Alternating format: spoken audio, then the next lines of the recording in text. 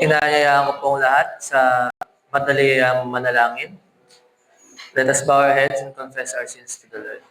Let us pray.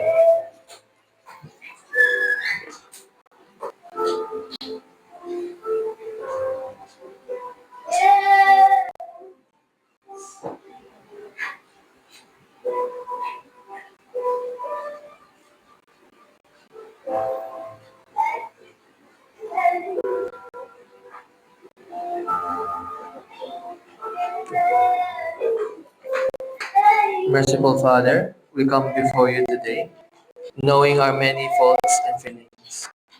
We have sinned against you in our thoughts, our words, and our actions.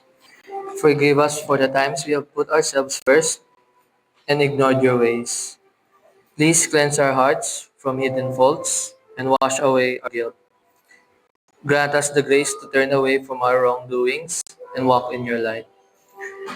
Renew in us a steadfast spirit through Jesus Christ, my Lord. Thank you, Lord, for your goodness, your love, your grace, and your faithfulness. For even if we are unfaithful, you remain faithful to us. We are truly grateful, Lord. Amen. Ayan po, good morning po ulit sa ating lahat. Ayan, medyo mabagyo man ngayong nakaraang week ay praise God for keeping us safe and somehow still here. And ayan, amen po ba? God is good? Yes, amen. Sa malakas na palapak po para sa ating Panginoon. Hinahayaan ko po lahat na tumayo po at samahan niyo po ang basahin ang Psalm 111. Babasahin ko po ito sa NIV version. Praise the Lord. I will extol the Lord with all my heart in the council of the upright and in the assembly. Great are the works of the Lord. They are pondered by all who delight in them. Glorious and majestic are his deeds, and his righteousness endures forever. He has caused his wonders to be remembered. The Lord is gracious and compassionate. He provides food for those who fear him. He remembers his covenant forever. He has shown his people the power of his works, giving them the lands of other nations. The works of his hands are faithful and just. All his precepts are trustworthy. They are established forever and ever, enacted in faithfulness and uprightness. He provided redemption for his people. He ordained his covenant forever. Holy and awesome is his name. The fear of the Lord is the beginning of wisdom. All who follow his precepts have good understanding. To him belongs eternal praise. Let us pray. Heavenly Father, we come into your presence today with thankful hearts. Thank you, Lord, for giving us life and this time to gather together. Please quiet our minds, Lord, from the noise, frustrations, setbacks of the previous week. Help us be patient, compassionate, and quick to show your grace. May others experience your love through us. Fill this place with your Holy Spirit. Open our ears to hear your word, our eyes to see your glory, and our hearts to love one another. Bless the preacher who will deliver your message for us. Bless also the praise and worship team who will lead us in singing songs of praise and worship to honor you. May lead all our brothers and sisters who are not yet here safely so that they can join the service. And may our praise and worship bring true honor to your holy name. In Jesus' name we pray. Amen.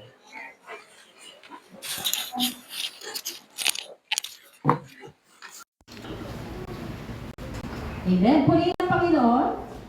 Isa nga po malakas na palakpak para sa ating Panginoon. Lord. Amen. Ang lubusang pagtitiwala sa Panginoon ay ang buong pusong pagsuko ng inyong buhay, plano at mga alalahanin sa Diyos. Ibig sabihin nito ay naniniwala ka sa kanyang kabutihan at kapangyarihan kahit hindi mo naunawaan ang nangyayari sa inyong pamilya. Purihin ang Panginoon. Tayo po umalis. Yan dapo natin ang ating mga sarili. Gamahin natin ang presensya ng ating Panginoon. Glory to you.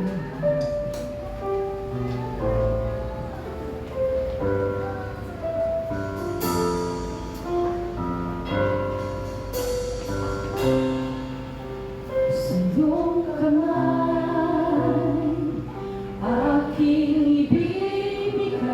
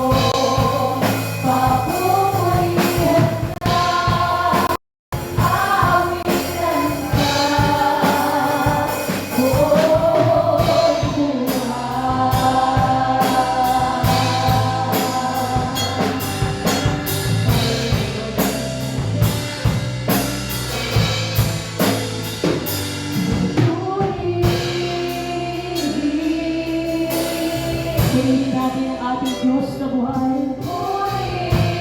Ang Diyos na mga hari. Ang Panginoon ng mga Panginoon. Oh, yes, Lord Jesus. Lord Jesus. Purihin ka. Purihin. Sambahin ang ngalan mo. Amen, Lord Jesus. Purihin ka.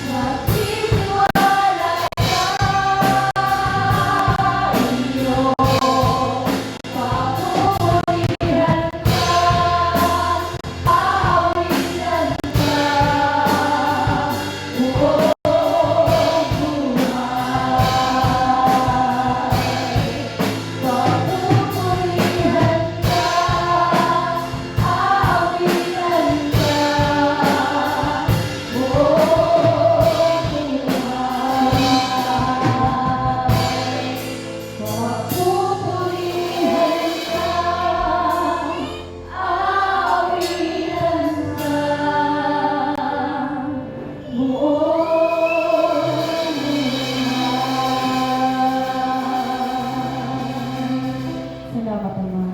Salamat sa iyong pag-ibig. Salamat sa iyong pagmamahal sa amin, Panginoon.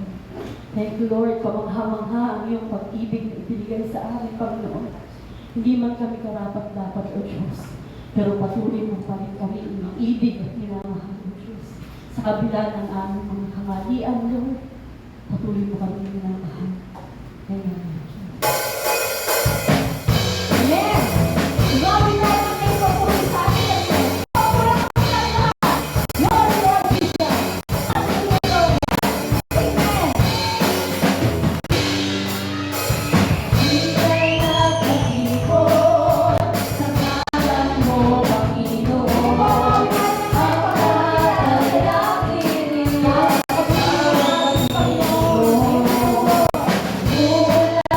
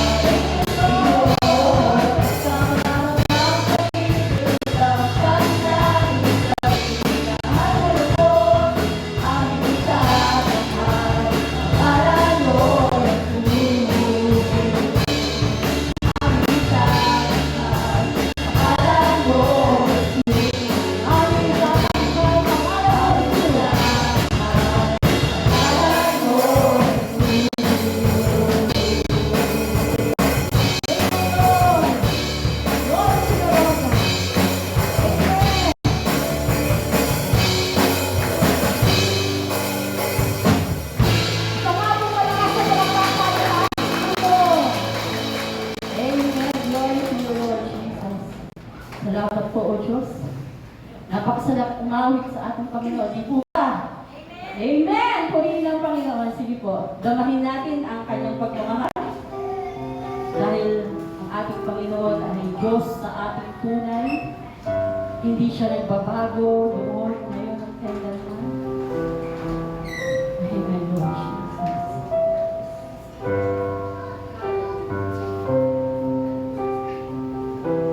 Sa lahat ng panahon, siya ay Diyos sa atin. Amen, Lord Jesus.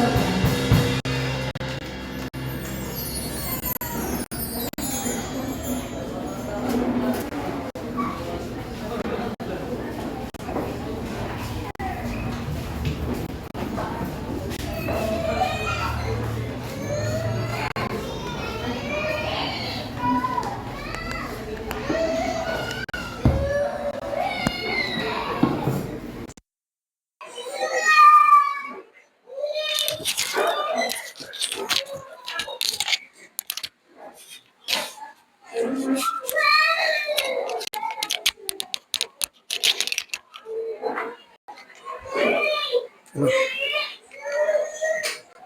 Hello. Hello. Hello. Pasensya na po kung medyo late ako ng pagdating dahil yung routine ko sa araw-araw ay nausog. Dahil nasusunog po yung bahay ng kapitbahay. Siguro pang-apat mula sa atin. Kaya kailangan naming maghanda-handa ng konti. Meron kaming senior doon, inilabas namin. At saka yung mga importanteng gamit ay inilabas ko na. Pati yung mga sasakyan, dinala ko sa malayo. Kaya lang, nung tapos na, nakaharang na yung mga bumbero, hindi na ako makabalik. Kaya umusog lahat ng ginagawa. Mabuti na lang at doon pa lang sa bahay na yun, napuhap na yung sunog. Kaya hindi masyadong naabala. Ganun pa man, ay salamat sa Diyos sa ganong mga sitwasyon na kami ay binibigyan ng presence of mind para gawin kung anong nararapat gawin. Kaya Ate Ivy, hindi alam kung anong gagawin. Kinuha yung mga binuksan yung buksan mo yung kahadero. Ba't may pera ba yan? May puro papel yan puro papel. Mas mahalaga yung papel kaysa dun sa mga dokumento kaysa dun sa papel, ay sa pera. Kaya yung pera mababalik pa yun, pero yung dokumento, naku, pag nilakad mo sa gobyerno yan, ubusin ang pera mo. Sasakit pa ang ulo mo sa kanila. Kaya hanggang ngayon, nandiyan sa kotse, dokumento, hindi pa ibinabalik. Nandiyan pa yung ilang mga damit, hindi ko na inayos. So mamaya na lang pag uwi. Kaya si Ate Ivy, nagpasyang doon na lang sa kamarin at ako na lang ang dito. Anyway, tayong papatuloy sa ating pananambahan ngayong umaga. Ang topic na ibinigay sa akin, siguro basahin ko muna, Deuteronomy chapter 10, 12 to 13. Kung nakikita nyo sa screen, babasahin ko at gagamitin parehong Tagalog at English para mas pareho tayong mag-refer. And now, Israel, what does the Lord your God ask of you but to fear the Lord your God, to walk in obedience to Him, to love Him, to serve the Lord your God with all your heart and with all your soul, and to observe the Lord's commands and decrees that I am giving you today. Ito naman yung Tagalog. Bayang Israel, ano nga ba ang nais ni Yahweh mula sa inyo? Ang gusto lang naman niya, igalang niyo siya, sundin ang kanyang mga utos, ibigin siya, paglingkuran ng buong puso't kaluluwa, at tuparin ang kanyang mga bilin at tuntunin. Ito rin naman ay para sa inyong ikabubuti. So, pagpalain ng Diyos ang pagkabasa ng kanyang mga salita. Ang topic na ibinigay sa akin ni Ate Malu ay the fear of the Lord, or fear the Lord. Deuteronomy chapter 10, 12 to 11. 12 to 13. What can you give to our God that He will be pleased kapag binigay mo? Meron bang maibibigay ka sa Diyos na pag binigay mo ay siya ay malulugod? Ang tithes and offering mo ba ay mahalaga sa Diyos kapag ibinalik? Hindi tayo nagbibigay ng tithes, tayo ay nagbabalik. Kapag ginawa mo ba yon, siya ba ay nalulugod sa ginawa mong yon? Ang paglilingkod mo ba sa ministeryo ay kanyang pinapahalagahan kung involved ka sa ministeryo yon? Ang pagsamba mo ba tuwing araw ng linggo ay malaking bagay para sa kanya? Yan mga bagay na kapag hinandog mo sa Diyos, siya ba ay talagang nasisiyahan? Minsan may ginawa kaming game sa aming fellowship sa kabataan. Ang game na ito, ganito ang mechanics. Yung lahat ng 26 letters of the alphabet, gagamitin mo yon to describe the attributes of God. Halimbawa, kung letter A, God is amazing. Tapos yung next participant naman, letter B, God is a blesser or beautiful. Yun ang sinabi niya. Letter C, God is caring. O hanggang umabot yun sa Z, sa huling-huli. Walang letter doon na hindi nila nalagyan ng mga katangian ng Diyos dahil nasa kanyang lahat ng katangiang kamangha-mangha. Kaya kulang pa yung alphabet na yun. Kung tutusin mo, kung i-describe mo yung kanyang katangian, nandun lahat. Because our God is an infinite God. Infinite means all or omni. Yung omni, hindi ilaw yun. Omni means all. Kaya merong all-knowing o kaya omniscient. O kaya naman omnipresent o kaya present everywhere.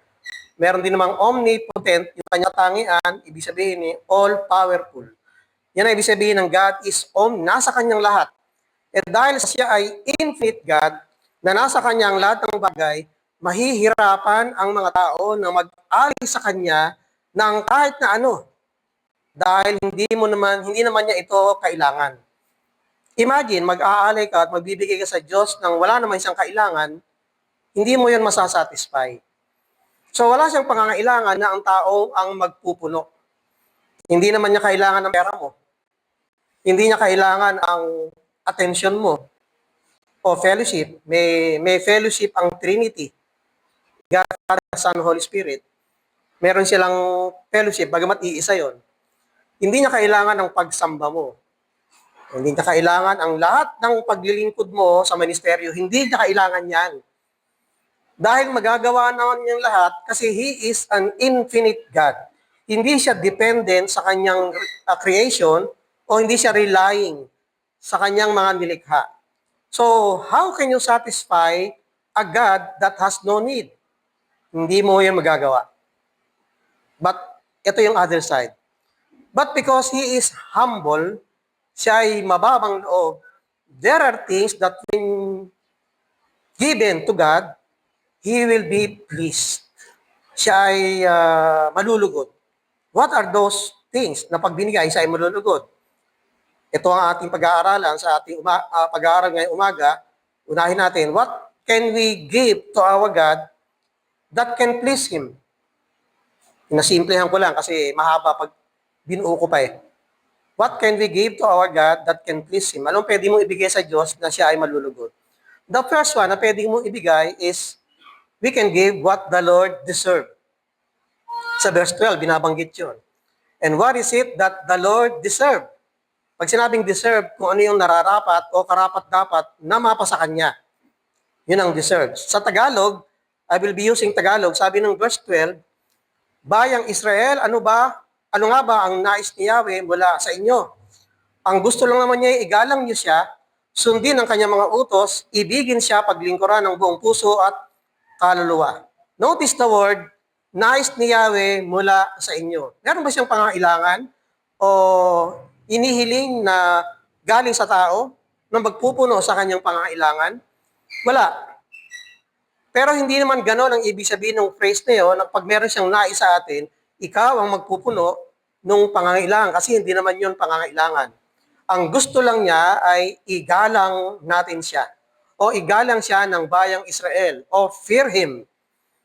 To fear the Lord means to obey, sundin ang kanyang utos, to love Him, ibigin siya, and to serve Him, paglingkuran siya ng buong puso. Yang lahat ng yan ay nakapaloob doon sa salitang fear o mamaya natin Tagalogin yung fear. So, bakit kaya ginamit yung salitang fear? Hindi ba't ang Tagalog ng fear ay takot, yung noun, pero takot, yung adjective. Yun ang meaning ng fear. Halimbawa, yung kadalasan mong nararamdaman kapag nandun ka sa trabaho, na nandoon yung boss mo. Yung boss mo ay masungit, malupit, laging galit. Kaya ang mga empleyado, dumidistansya kapag nandun siya. Kasi nandun yung boss. Kapag makakasabay mo sa elevator, paunahin mo na siya, gumamit ka na naman ng hagdan. Kasi dumidistansya. Kapag nasa opisina, hindi kayo makapagkwentuhan ng katabi mo kasi nandun. Masungit yung boss. Kaya nga, takot tayo sa kanya kung nandun ka kasi nakaka-stress yung ganong boss. Meron bang empleyado sa inyong ganon? Ang boss ay ganon? Nakaka-stress?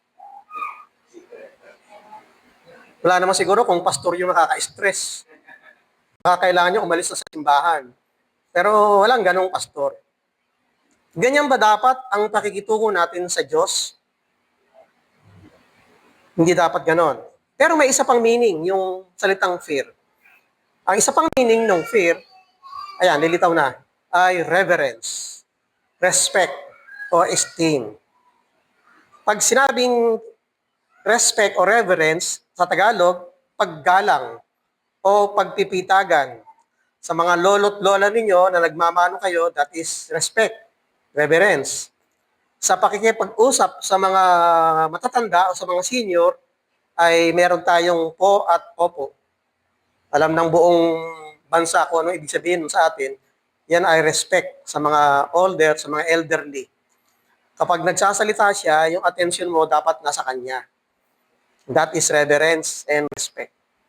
At hanggang maaari ay hindi ka gagamit ng masalita o naman negative attitude na makikita niya sa iyo. Hanggang maaari hindi mo gagawin yun. Kasi meron kang respect sa kanya. Ang taong respeto ay umaani ng respeto. Kapag may respeto ang isang tao, dahil nire-respeto mo siya, nawawala yung dahilan para i-detach mo yung sarili mo sa kanya. Mas magiging malapit ka kung tutuusin. Kasi respectable person yung tao na yon. Mas may tendency ka na ngayon na maging intimate sa kanya at magkaroon kayo ng close relationship. Pagka nagkaganon, may enjoy mo na ang kwentuhan o pakikipagkwentuhan sa kanya. Enjoy mo na yung moment na kasama siya. At kung malapit ka sa taong yon, hindi ka nahihiya, hindi naman sa wala kang hiya, hindi ka aloof, hindi ka dumidistansya. So kung ganyan ang tao na mayroong respeto sa tao, sa kapwa-tao, o mayroong fear, how much more sa Diyos that is so loving. Ang Diyos nating mapagmahal ay higit pa sa tao na respeto at karespe-respeto. And that is the fear that the Lord deserves. Kasi hindi naman niya ugali yung maging terror, hindi siya mabagsik, hindi siya laging galit. He is a loving God. Ganon ang ating Diyos. So another thing, if you fear the Lord, you will also obey Him. Susundin mo siya. Ano ba ang pinakamagandang paraan para masunod mo siya?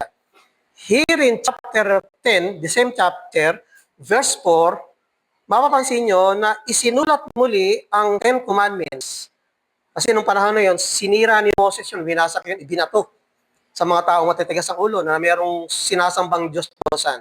So nasira yun. Dito sa Deuteronomy, ipinasulat muli sa tablet ng Panginoon. Ito na yung Ten Commandments na ibinibigay sa tao. Ang Ten Commandments o ang mga utos ng Diyos ay hindi ibinigay sa atin para pabigatin ang buhay natin at pahirapan tayo. Hindi ganun ang intensyon ng Ten Commandments. The Ten Commandments was given, first of all, to reveal to us what His character is. Ano ba ang karakter ng Diyos? Makikita mo yan sa Ten Commandments. Kung ano talagang karakter niya, dyan pa lang, alam mo na kung sino ang Diyos na nagbigay niyan. Yung mga ipinagbabawal dyan ay nagpapahiwatig na hindi siya ganon. So sa atin, ang pamantayan natin ng good character, good moral character, o anong moral, ay kung ano ang karakter ni Jesus, ng Panginoon. Yung kabaligtaran noon, yun ay kasalanan. Kaya ang Ten Commandments, nagre-reveal ito sa kung ano ang kanyang katangian o kanyang karakter. Kaya may mga nakalagay dyan na thou shall at saka thou shall not. Dalawang bagay. Kaya ibinigay ito because God loves us. Kaya tayo naman, kung susunod doon sa mga batas na yon, it means that we love Him also. It is for our own good. Kaya meron tayong Ten Commandments. Imagine kung walang utos. Wala ang utos na yan ng Diyos. Kanya-kanya tayo ng buhay at ugali na hindi natin alam kung anong dapat gawin at hindi dapat gawin. Wala tayong alam kung anong tama at mali. Wala tayong idea doon. Kung hindi natin alam ang masama at mabuti, halimbawa, hindi natin alam kung masama ang magnakaw, di pwedeng kahit na lang sino ay kukuha ng gamit mo. Malalaman mo na lang na may negative impact pala sa iyo na ninakaw, may kumuhang gamit sa iyo. And that is pag nanakaw.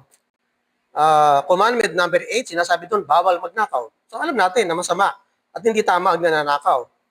Malalaman mo na lang na hindi maganda yun sa kapwa. So, nagkakaroon tuloy ng order ang buhay natin because of the commandment na ibinigay sa atin ng Diyos, na nag-guide sa atin sa ating araw-araw na buhay. Kaya, to fear the Lord means to obey Him.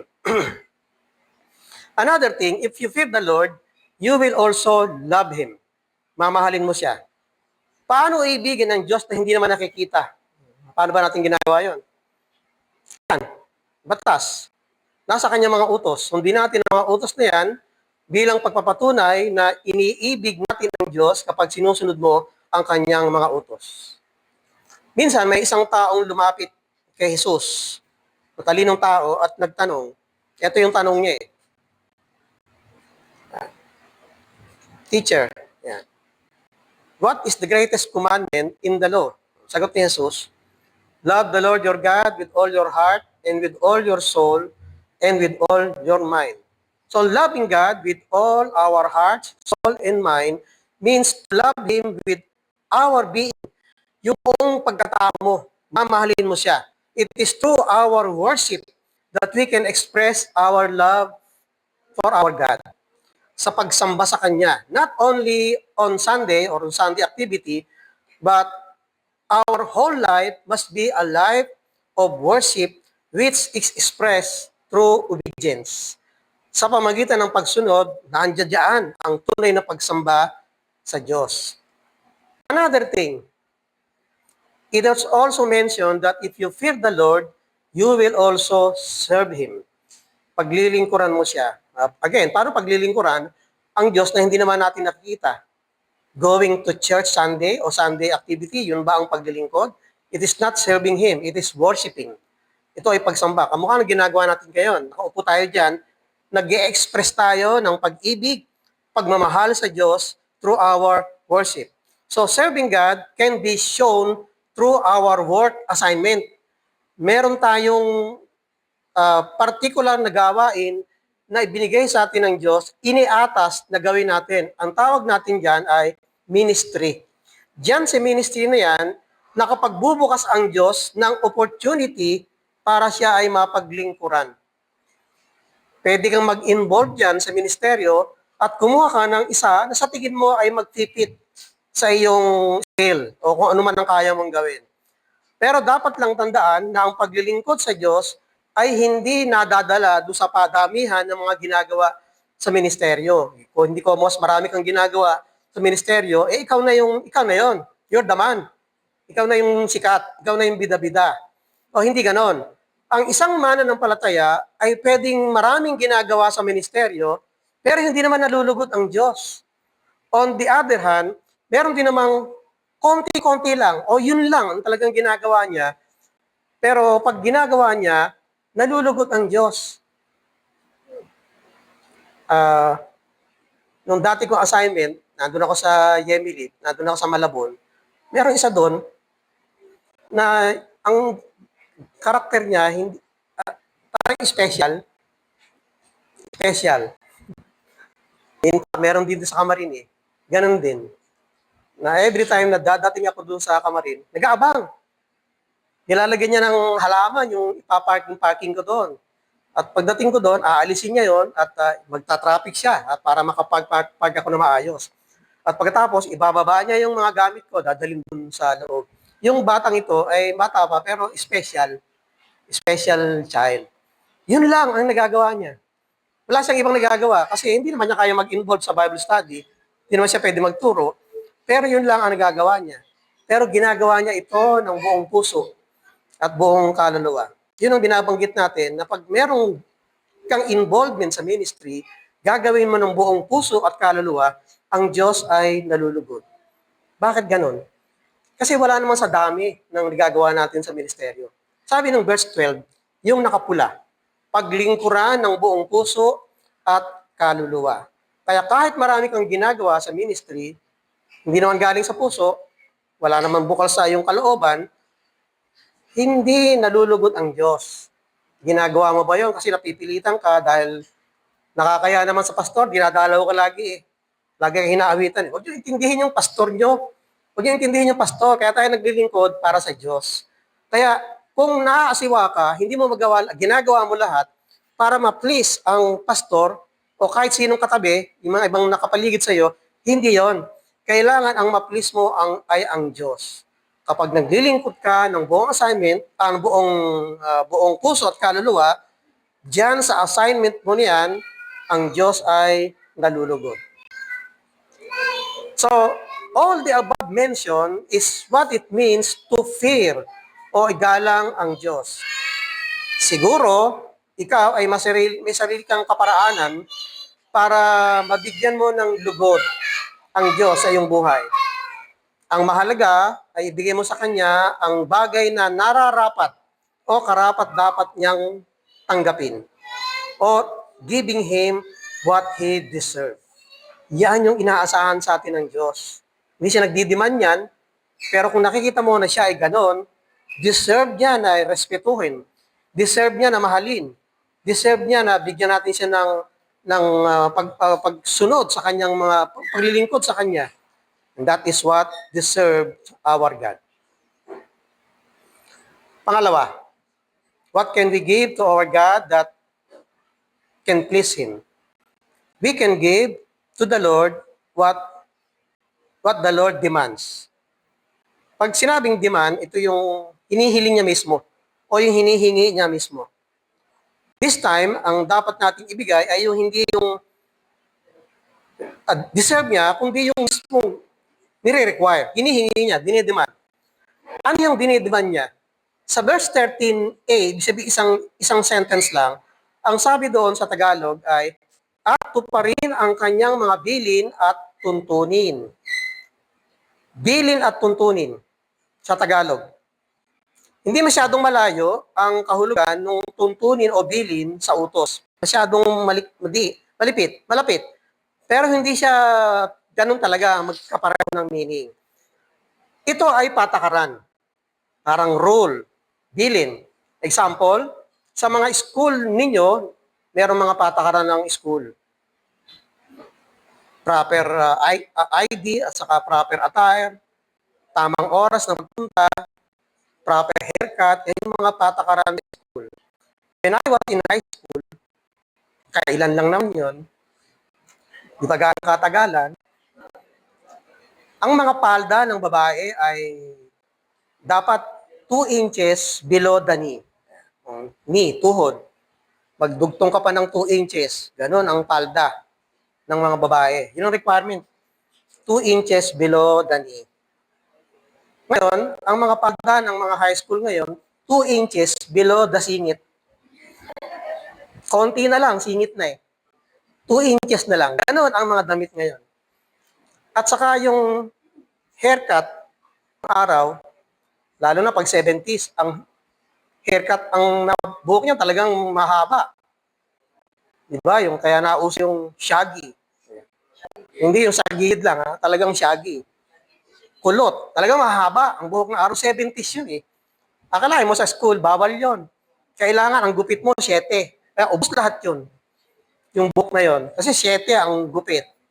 Ngayon, hindi bawal ang long hair. Pwede ka pa nga magpa-agwa oksinada para maging parang kulay ginto. Para bang jejemon ang dating. Ganon ang pwede ngayon. O kaya magpa-highlight ka ng kulay tangerine. O kaya kulay lavender. Ganyan mga buhok ngayon. Hindi bawal. Pwede ka rin magpakalbo kung gusto mo. At alam niyo ba, iba ang definisyon ng kalbo ngayon sa noon. Ngayon, mas ang tingin ng mga tao sa kalbo, mas macho image. Mas ganun ang tingin. Pag kalbo ka, wow, kalbo. Iba, Rene, macho, si Rene. Kuya Pepe, pag tumingin ka sa kanya, macho. Kasi kalbo, ganyan ang mga artista, pag papakalbo sila yung may macho image. Nung araw, pagka kalbo ka, tinutukso, kalbo. Ngayon baliktad, ay, may buhok.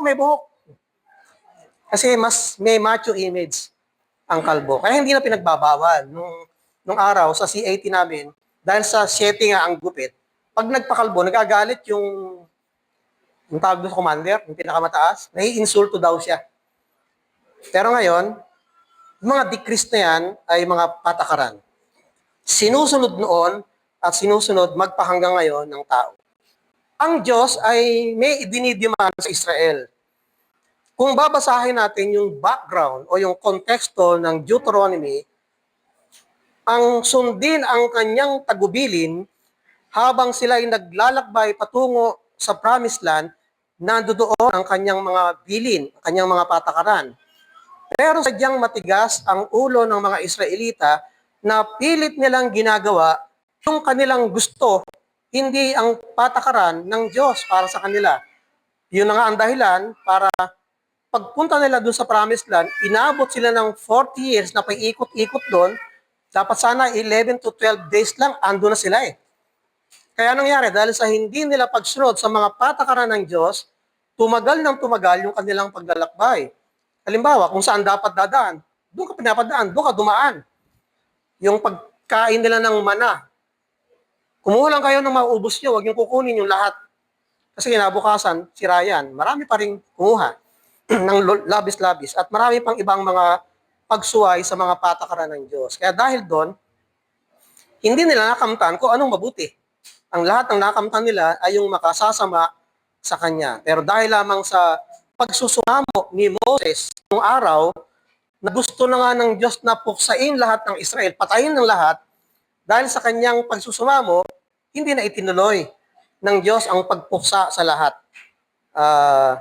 Ganun pa man, kahit na nga si Moses, nakaranas ng hindi mabuti sa kanyang sarili. Hindi naman siya nakapasok sa Promised Land. Bakit hindi siya nakapasok? Ang bilin sa kanya, sa uhaw ng mga Israelita sa paglalakbay, para makainom sila, andyan yung bato, kausapin mo at maglabas ng tubig. Siguro para sa kanya. Paano sasagot sa akin yung bato kung kakausapin ko? Hindi niya kinausap. Ang ginawa niya, hinampas niya ng 2 beses, lumabas nga ang tubig at nakainom sila, pero nasuway niya ang utos ng Diyos. At dahil doon, hindi siya nakapasok sa Promised Land. May mga dahilan ang Diyos para magalit. Ang dahilan ay hindi nila pagsunod sa mga patakaran ng Diyos. Now, lalayo ko from Old Testament to New Testament sa ating panahon. Gusto nating magbigyan ng kaluguran ang Diyos, ng kasayahan ang Diyos. Kung gusto natin yung ganon, sundin natin ang kahit nakaliit-liitang tagubilin sa atin ng Diyos. Sumunod tayo sa kanyang mga patakaran. Kung yung mga patakaran yan ay gagawin natin, mga simple lang naman yan eh. Pero piliin nating masunod sa abot ng ating makakaya. Sa ating panahon, hindi na Old Testament. Yung patakaran ng Diyos doon ay hindi naman inalis. In fact, sa ating panahon, minodify lang. Nandiyan pa rin yung mga patakaran na yan, minodify. Halimbawa, in our church, in giving to our ministry, hindi inaalis yung tithes and offering. Sa New Testament, minodify lang yun. Anong ginawa doon sa tithes and offering? Ginawa niya, give generously. So, hindi naman naalis. Baka nga mas malaki pa eh. Kung susundin mo yun eh. Kasi giving generously. May patakaran din sa mga dress code. Pag tayo pupunta sa simbahan, may mga dress code na yan. Medyo maging aware tayo sa kung ano yung mga sinusuot natin pag tayo nagpupunta sa simbahan. Nung araw, medyo bata-bata pa ako, naabutan ko pa yung mga lola ko noon na pag nagpupunta ng simbahan, may nakatakip na belo sa ulo. Nakakita pa ba kayo noon? Hindi nyo na nakikita yan, no? No? Yan ang mga patakaran ng araw. Hindi natin ginagawa sa panahong ito. Hindi ko alam kung bakit moderno ba ngayon. Ganun ang patakaran eh. It means holiness. Kaya nagsusuot sila, o kaya submission to the one that is so supreme, superior. Kapag nandun ka, suot-suot mo yon, nagpapailalim ka dun sa kung ano yung sinasamba mo doon.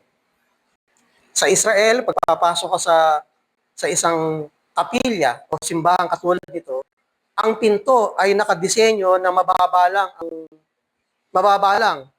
Susuot na talagang ganun eh. Ibig sabihin nito, humility. Nagpapakababa ka sa pasok mo. So, kung yan ang mga patakaran sa ating panahon, nasusunod ba natin ang mga yan? Specifically, dress code. So, kung tayo ay pupunta sa simbahan, ibigay natin kung anong nararapat pa sa kanya. Hindi lang sa usapin ng pagsuot ng damit, kundi sa usapin ng pagpapakabanal. Sa pagpapakabanal, napakaraming patakaran dyan na hindi natin nasusunod. So, kung gusto nating i-please, so bigyan ng kaluguran ng ating Panginoon, give to the Lord what He demands. Kung ano yung tagubilin kung ano yung patakaran niya para sa atin. Yung una, giving to the Lord what He deserved. Di naman niya inihingi yon, pero ibibigay natin bilang respect. Pero this time, nagsasabi siya mismo ng kanyang maalituntunin at patakaran, ibigay natin sa kanya para siya ay masahan sa atin. Pangatlo, what can we give to our God that can please Him? Give to the Lord what the Lord desires.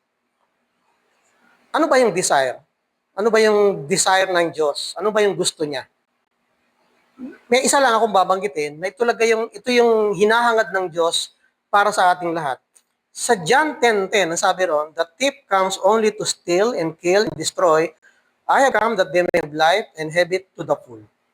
Ang desire ng Diyos ay magkaroon ka ng life. Alam niyo ba kung ano yung life?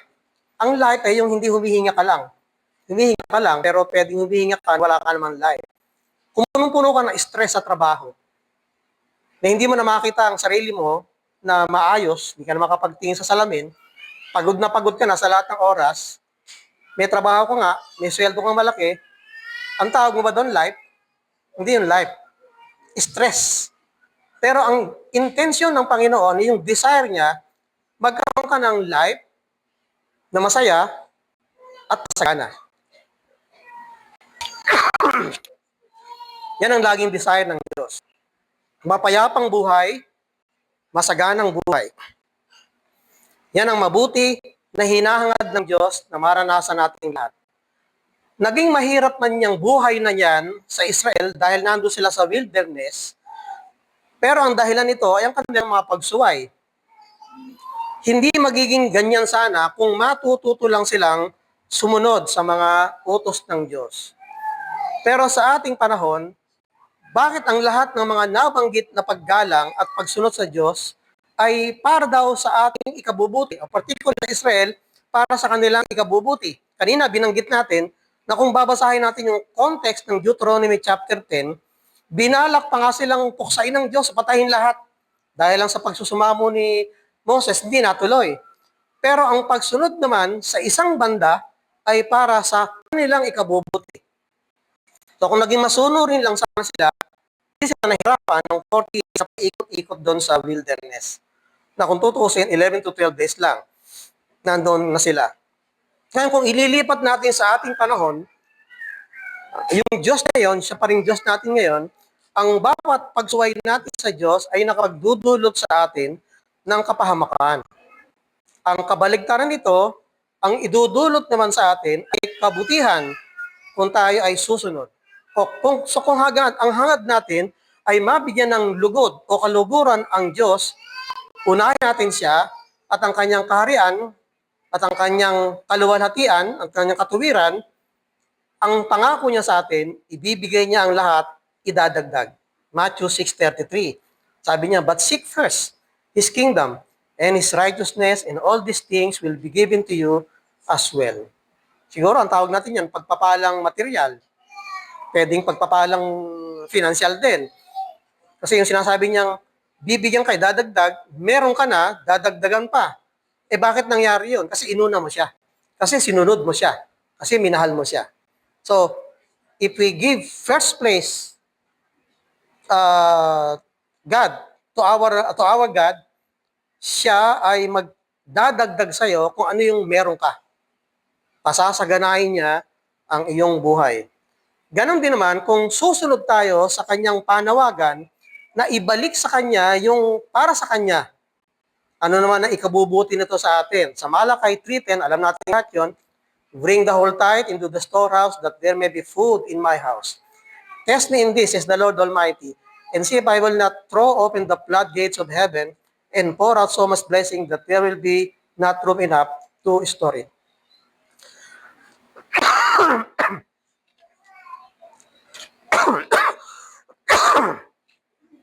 Alam niyo, meron po akong pinuntahan. Galing ako sa Ubo. Doon ako galing. At Sipon. Nabanggit yan yung floodgates. Sa atin, pag sinabing floodgates, negative agad. Pera yon sa mga kumurap.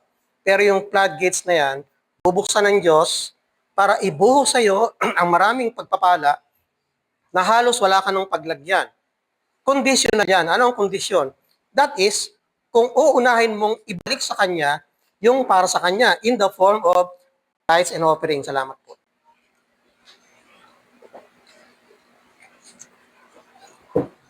Anong pangako niya pag ginawa natin yun? Pagpapala, ang ipagkakaloob, at ibabalik niya sa atin. Yan ay para sa ating ikabubuti. So it could be in the form of material blessing or financial blessing. What else? Sa John 15, if you remain in me and my words remain in you, ask whatever you wish and it will be done for you. Ito naman, pagpapalang ito ay mga answer to prayers. Sinabi natin yan ay para sa ating ikabubuti. Siyempre, pag tayo may hinihiling sa Diyos, didinggin niya, hindi ba sa ikabubuti yon? Eh kung mananatili ka sa Kanya. Kaya ang illustration na ginamit ay yung vine kasi naka-attach doon. Habang naka-attach doon, hilingin mo na sa Panginoon, naka-attach ka, hilingin mo na ang kahit ano, ipagkakaloob niya sa iyo ang mga yan. So talagang hangarin ng Diyos para sa ating lahat ng mga mananampalataya ay magkaroon ng masaganang pamumuhay. Pero yan ay kung masusunod ang kanyang mga utos. Ang lahat ng ito ay mabuti at sa ating ikabubuti. Yan ang desire ng ating Diyos from the start. Yan ang gusto niyang mangyari. Kaya kung susunod ka sa Kanya at pagpapalain ka ng Diyos, hindi yung sarili mo ang binibigyan mo ng pabor. Siya ang binibigyan mo ng pabor. Kasi ang talagang gusto niya, ikaw yung makaranas ng maraming mga mabubuting bagay dahil sa pagsunod. That is kung susunod. Kaya wag nating hangarin na sumuway, ang hangarin natin ay masunod ang utos ng Diyos at kapag nagkaganon, hindi ka magdidiman na, Lord, magpapalain mo ako kasi sinunod kita. Hindi ganon. Siya mismo ang binigyan mo ng pabor. Kasi habang ginagawa mo yon, ibabalik niya sa iyo ang lahat ng mabubuting bagay para sa iyong ikabubuti. Yan yung dinisenyo niya sa ating buhay. Kaya lang naman hindi natin nakakamtan yan ay dahil sa ating mga kasalanan. Sa John 10:10, kinumpare yung pagdating ng magnanakaw doon sa kanyang pagdating. Yung pagdating ng magnanakaw doon sa sheep pen, para magnakaw. Hindi naman siya pwedeng magnakaw na dadaan siya doon sa pinto kasi nakahiga doon yung mismong pastol. Sa Israel, yung pastol talagang literal na doon humiga doon sa pinto. Kaya sabi pa ngayon, I am the door. Siya talaga yung pinto. Yung magnanakaw, hindi pwedeng dumaan doon kasi nandoon yung bantay. Ang gagawin ng magnanakaw nung tupa, sa likod dadaan doon sa backdoor. At hindi niya pwedeng nakawin yung tupa na dadaan ulit, ihahagis doon, magising, iiyak yung tupa. Ang gagawin muna niya, papatayin muna niya yung tupa at tapos ihahagis doon sa kabilang pader, doon siya nakakapagnakaw. Yan ang intensyon ng magnanakaw. Pero ang Panginoon, hindi ganon. Hindi para saktan ang buhay natin, pahirapan ang buhay natin, ang intensyon niya, ang laging desire niya, ay magkaroon tayo ng life o ng buhay. Yan ang gusto niya mangyari. So, kung susunod tayo sa Kanya, na-please siya doon. Nalulugod siya dahil at last, magagawa na niya na ikaw ay pagpalain at pasaganain dahil sinunod mo ang Kanyang utos. Hinihintay lang niya yun eh. At kapag hinihintay niya yun, pag nagawa mo yun, gagawin niya yung Kanyang desire na bigyan ka ng mga mabubuting bagay at doon siya nalulugod. Kaya hayaan mong bigyan ka ng mabubuting bagay ng Diyos because that is what He desires. Sa kahuli-hulihan, our infinite God has no need. Wala siyang kailangan. Hindi siya umaasa sa atin kasi hindi naman siya dependent sa atin. Tayo ay nilikha niya at bago niya tayo likhain, wala siyang kailangan. Hindi ka nilikha kasi gusto niya ng fellowship. May fellowship, Father, Son, Holy Spirit. Hindi niya tayo kailangan kahit ano sa'yo. Because He is an infinite God o all, o omni God. Wala siyang kulang, ikaw ang magpupuno, hindi ka makakapag-provide para sa Kanya. Pero meron tayo maibibigay na ikagagalak ng Diyos. Ano yung bagay na yan? Ito yung pinag-aralan natin. Let us summarize kung ano yung dinaskas natin. What can we give to our God that can please Him? We can give what the Lord deserves. We can give what the Lord demands. And lastly, we can give what the Lord desires. That is what it means to fear the Lord. Let's pray. Panginoon naming Diyos, kami po ay nagagalak sapagkat meron kaming Diyos na punong-puno ng magagandang katangian, punong-puno ng pag-ibig na hindi namin kayang ma-describe kung gaano katayog, gaano kalalim, gaano kalawak. Pero sa pag-ibig na yan, kasama diyan yung kanyang kababaang loob. Mas hinangad niya na maging instrumento kami o ang kanyang mga anak para palawakin ang kanyang kaharian dito sa daigdig.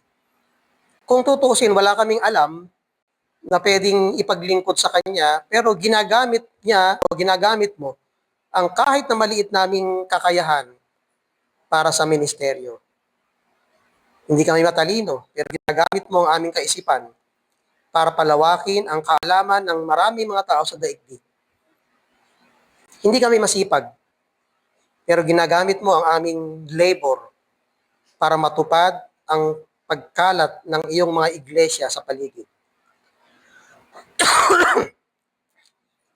Kung tutusin, pwede mong utusan ng mga anghel para gawin lahat yan. Pero dahil sa ikaw ay may mababang loob, mas ninais mong maging instrumento kami para mangyari ang mga iyan.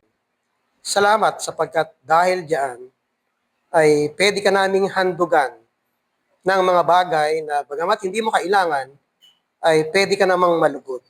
Tulungan mo kami na sa aming pamumuhay ay magawa namin kung ano ang kung ano yung deserve mong tanggapin.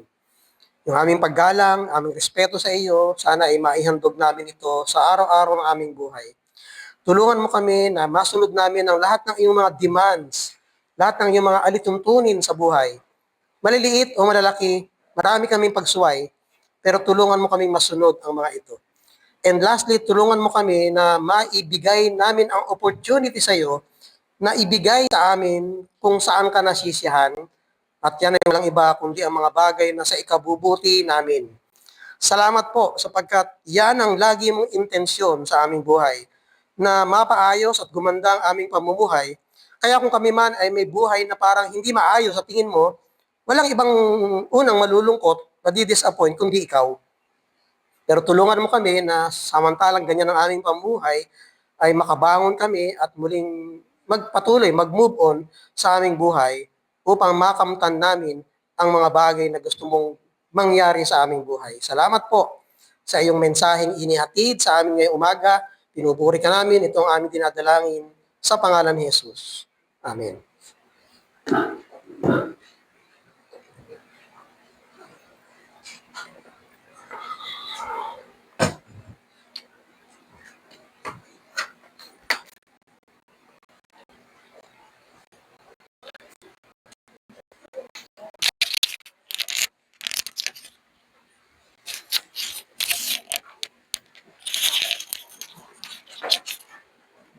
Ayun po, salamat po sa napakagandang mensahe ngayong umaga nito. Dadako na po tayo sa ating mga announcements. Ayun po, sa ating mga birthday celebrant, si Ate Jacqueline Cervantes. Happy birthday po. At ayun po, ang flower offering po natin ay galing sa Pacori family. Maraming salamat po sa napakagandang bulaklak. At ayun po, sa lahat po ng interesadong magbigay po ng bulaklak, lumapit lang po sa ating mga consistory members. Ayun po, tupatuloy rin po ang project naman po ng men's. Since successful naman yun sa ladies, men's naman. Comfort room renovation din po. So sa offering po natin, magkakaroon din tayo ng basket para doon po. And ayun po, every Friday po may prayer meeting po tayo dito, 6 to 8 p.m. Sa mga gusto pong pumunta ay dumalo lamang po. At ayun po, prayer request po. So sa mga may gustong ipag-pray po, mag-chat po lang po sa mga respective Jesus po natin or pwede rin naman pong rekta po sa ating mga consistory members po para malaman po namin ang inyong mga prayer requests at mapag-pray po namin. At ayun po, meron din po tayong Bible study kay Ate Cherry Austria every 5 p.m. every Tuesday naman po to.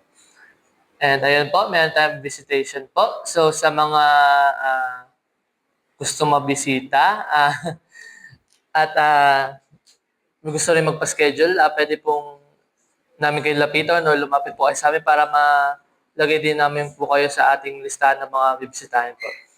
And ayan po, meron din tayong men's jogging fellowship. Every Saturday naman po to, 6 a.m. Kaso ng mga nakaraan, medyo di ata natuloy kasi medyo maulan. Pero patuloy naman po ito. And ayan po, meron din tayong men's ministry and ladies servants of Christ na fellowship every first Sunday po to after service.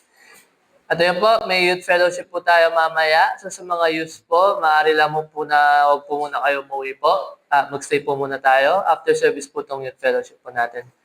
At yun po. Next po ay KR Merch. I-announce po ni Brother Bellard. Ayan, good morning po sa inyong lahat. Gusto ko po muna magpasalamat sa mga umorder po ng mga care merch ng second batch. Marireceive niyo po siya more likely next week, this upcoming Sunday. Bibigay po namin dito sa church. And still ongoing pa rin na kumakatok pa rin ng KR sa mga gusto pa po humabol na umorder ng t-shirt, polo shirts, and mga bag tags and pins. And kung gusto niyo po umorder, lumapit lang po kayo sa amin or i-message niyo po ang KR or yung MYC. Maraming salamat po. God bless po. At yun po, meron din po tayo ESP Bible. Para sa details, lumapit po lang kay Sister Malu po. And then po, huwag pong kalimutan na mag-like sa ating mga respective pages, sa main page po natin sa Palmera, pati na rin po sa MYC, para updated po tayo din sa mga ganap sa ating panambahan po. At ayun po, dumako na po tayo sa ating offering.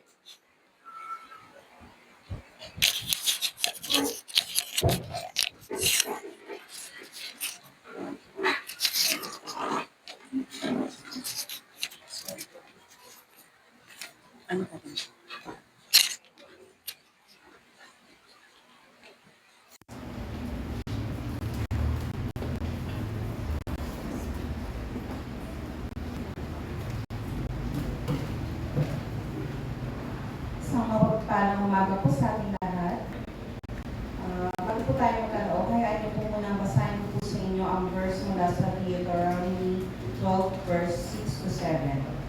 Bring your offerings and sacrifices, your tithes and special gifts, what you have vowed to give, and your freewill offerings, because the Lord your God has blessed you. Tayo po.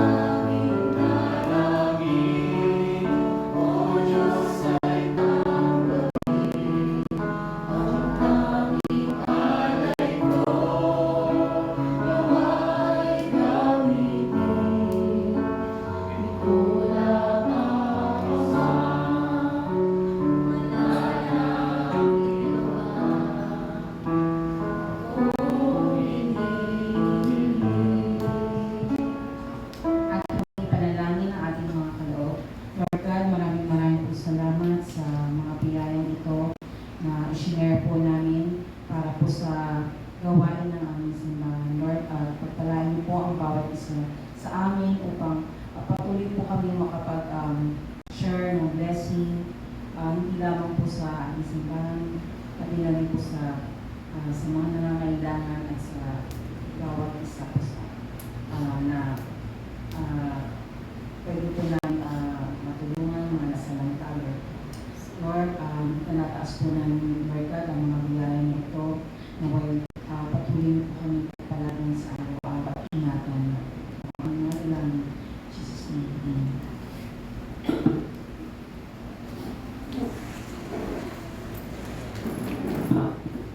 Again, good morning po sa bawat isa, and we thank the Lord for His grace na patuloy na nasa natin, and we thank the Lord na mas maayos yung panahon ngayon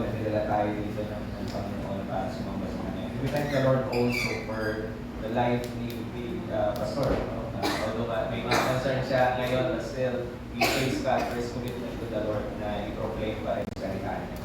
And of course, we praise God for His goodness sa ating simbahan na patuloy natin sa araw-araw.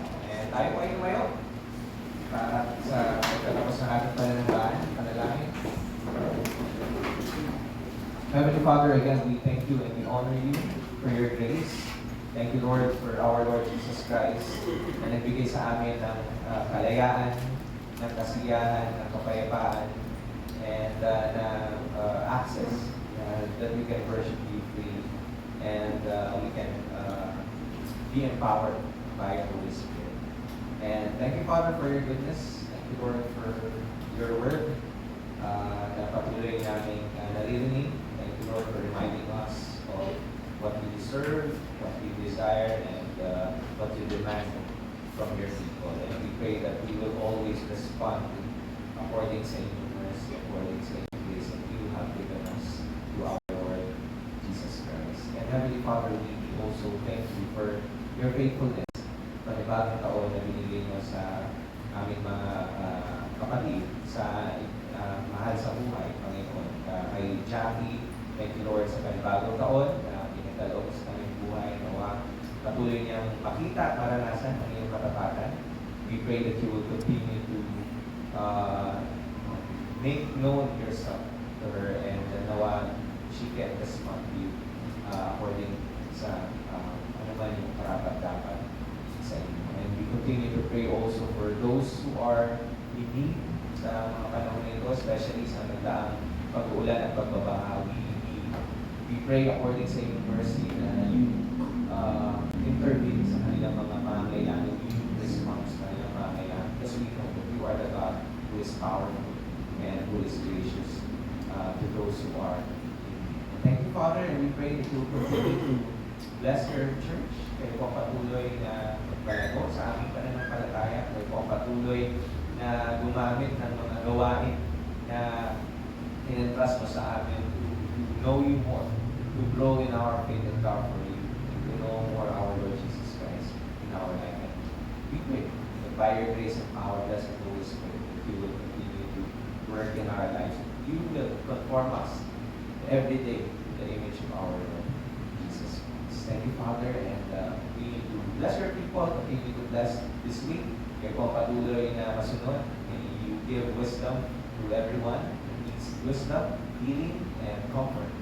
And we pray na kayo po patuloy na mag-strengthen din sa mga inyong mga anak na sa kanilang mga trabaho, sa kanilang pag-aaral, Panginoon, even sa gawain, sa kanilang mga tahanan. And we pray that everything that we will do is for your glory and for your names. Thank you, Father, and this is our prayer in Jesus' name. Amen. And let us receive the blessing from our God, the grace of our Lord Jesus Christ, and the love of our God the Father, and the fellowship of the God the Holy Spirit be with you all. Amen.